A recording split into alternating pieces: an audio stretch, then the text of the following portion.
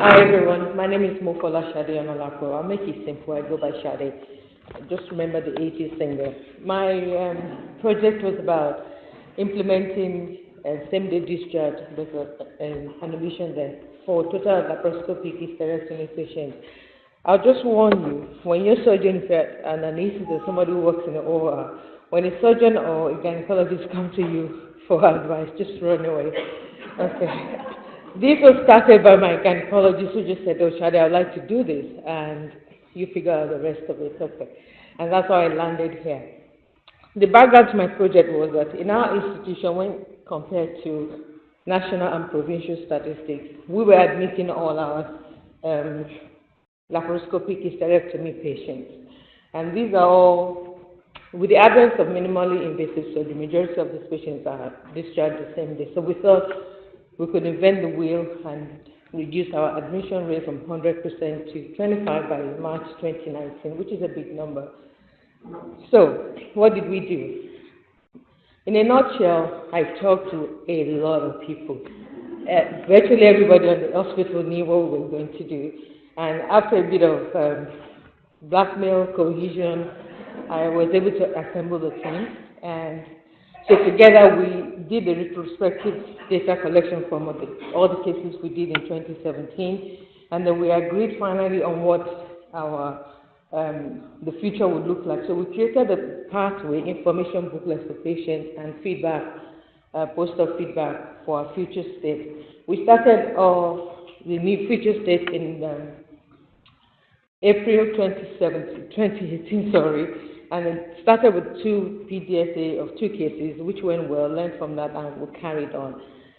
Overall reflection on learning for me was, the biggest task was I knew what we wanted to do. That was straightforward. What I didn't realize is that the road to get there was not a straight line, so there are lots of corners and diversions along the way. And very quickly became obvious to me that my best friend was my A3 draft. So I found myself going back there when everything became, what exactly are we doing? And I would go back, look at my target statement, look at the milestone that I've set for ourselves, look at who is supposed to do what at what time. So I kept myself going back to that a lot of times. To get everybody on board with the collaborative part of it, I used the fishbone. I find that very useful. And the 5 whys was basically, I would like to do this, you can't do it, why not? Because we've always done it this way. Why do we always do it this way? And then the next way, until we get to the very last why. And I literally went around with the force field analysis paper. This is a project, I need input. And so I'm rushing through now because this is going to start flashing in my face. Okay. And then my overall experience of the line, I could simply summarize it in an African proverb. It takes a village to raise a child. I could not have done anything without the support of the team.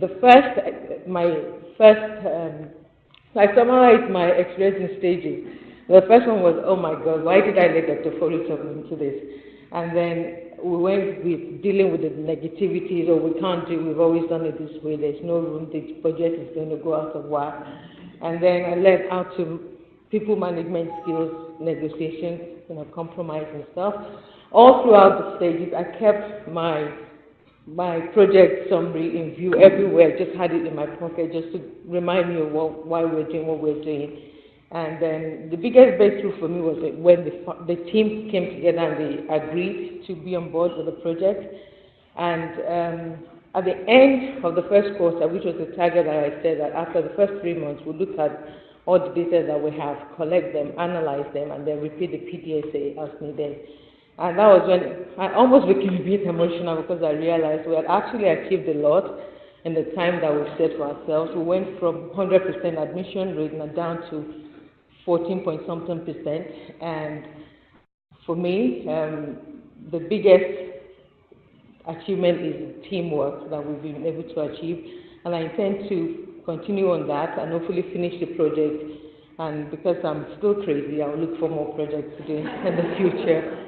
So thank you very much, and see you at the post-op.